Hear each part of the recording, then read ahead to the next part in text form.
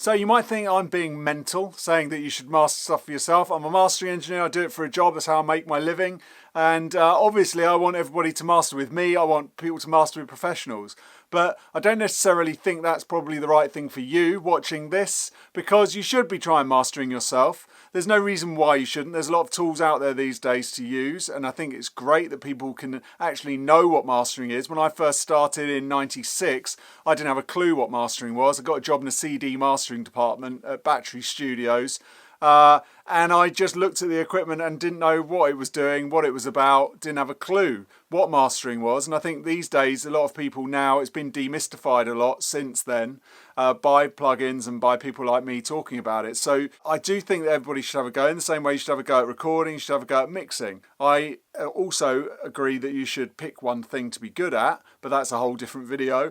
But by doing your own mastering, the great thing about that is after you've done a mix or you've recorded it, if you are then sending it off to a professional mastering engineer, you then know a sound that you were looking for. You certainly know a level you were trying to go for. Now, I always think that a lot of pro mastering guys will get you a better sound a lot of the time. Not necessarily true, it depends how good your skill level is. But the thing is with mastering, you're not necessarily looking for somebody to change what you're doing. You really want somebody just to be checking your work. So don't see mastering all the time as this big creative experience where they're going to take your track from your mix or even from your master and turn it into an amazing sounding record. It's more the fact that you get somebody with another set of ears in a nicely controlled environment to listen to your tracks and just work out, okay, is that sounding right? Is the bass good? Is it loud enough? Is it bright enough? Could I do anything better with it? So working with the engineer that you've picked to, see if there's other things you can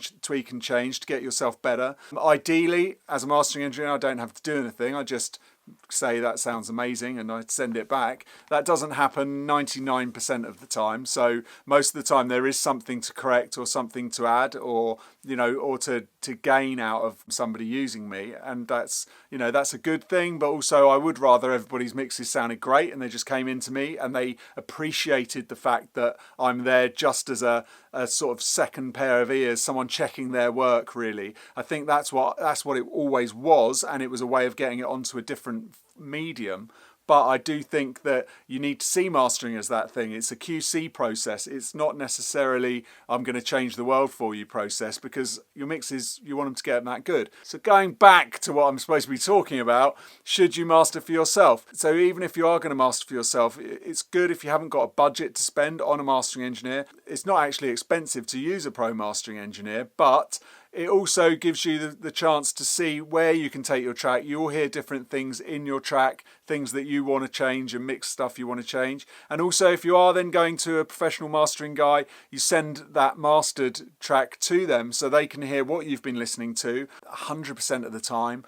When I get a track to master from a major label, I always get a reference track in, and that is usually the track that the A&R man has been listening to, because they need to hear it at the same level as all their other tracks when they're qualifying the mix. So I usually get that in, and then I can usually take it to a better level than that and get it a bit clearer and a bit more clarity, a bit more depth, a bit more width, things like that, so I can get it sounding a bit more space and a bit more open and bigger, but also keeping the level there. So that's what I'm doing in a lot of those situations. So yeah, it's great that you understand mastering. It's good that you master your own stuff. You might not need to use a mastering engineer for the main mastering, but just as someone as a sounding board. So do it. Do some mastering, get some software. If you want to do analog mastering, get some hardware. And if you don't want to do mastering, but you just want to know what it's like, do mastering so you can get your head around it and then send it on to a professional so that you don't waste your time and all those years that you've got to learning another trade that someone else has spent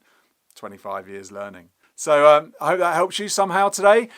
Please subscribe if you haven't subscribed. And if you want more info like this, then go to streaky.com, sign up for the Audio Anoraks newsletter. That's where I give you loads of free discounts and downloads and things that I've seen online. So yeah, till next time. Thanks for watching. Bye.